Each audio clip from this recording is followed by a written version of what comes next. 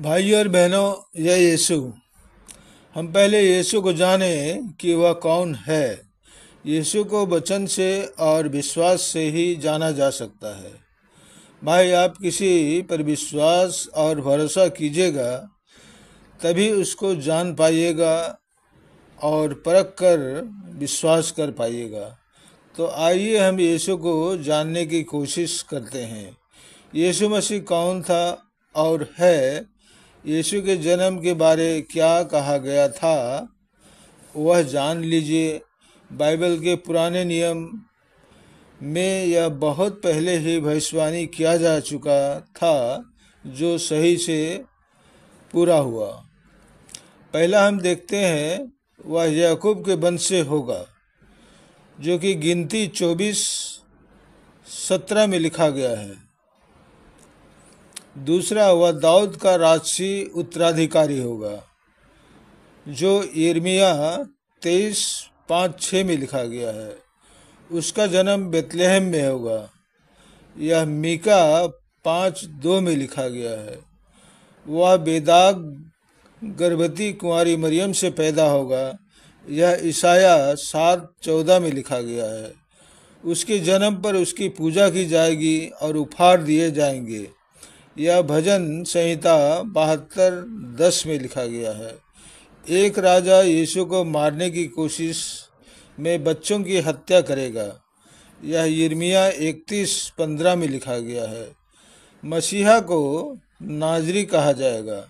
यह ईसाया 11:1 में लिखा गया है। वह दृष्टांतों में बोलता था। यह भजन 78:2-4 में बोला गया है। उसे राजा कहा जाएगा। राजा मतलब दुनिया का राजा नहीं, स्वर्ग का राजा। लोग राजा ही कहते थे। यह जकरिया 9:9 में लिखा गया है। चांदी के 30 टुकड़ों के लिए उससे पकड़वाया जाएगा और उस पैसे से कुम्हार के खेत खरीदा जाएगा। जैसे यीशु को जो पकड़वाया, धोखा दिया, वह है। यह जकरिया 11:12-13 में लिखा गया है।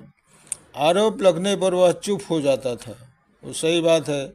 यह ईसाया 53:7 में लिखा गया है।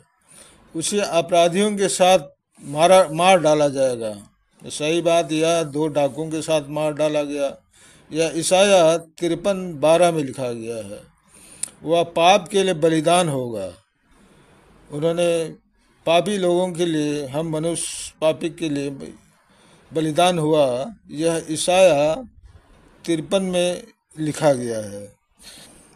इसका मतलब पुराने व्यवस्थान में जो 1500 साल पहले लिखी गई यीशु के बारे, उसे आगमन के बारे, वह सब पूरा हुआ।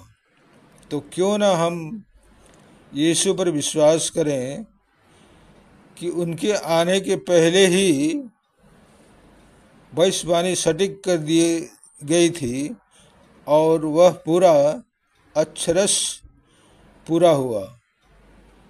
तब हमें विश्वास के योग तो बनता ही है कि हम विश्वास करें, क्योंकि यह काल्पनिक नहीं है। यह बाइबल के पुराने नियम में लिखा गया था, जो सही सही पूरा हुआ है। इसलिए विश्वास कीजिए मेरे भाइयों और बहनों, और वचन में बने रहिए। यीशु आज के लिए इतना ही। आगे फिर मैं कुछ बाइबल से ही बातें बताऊंगा। आमीन। हालेलुया।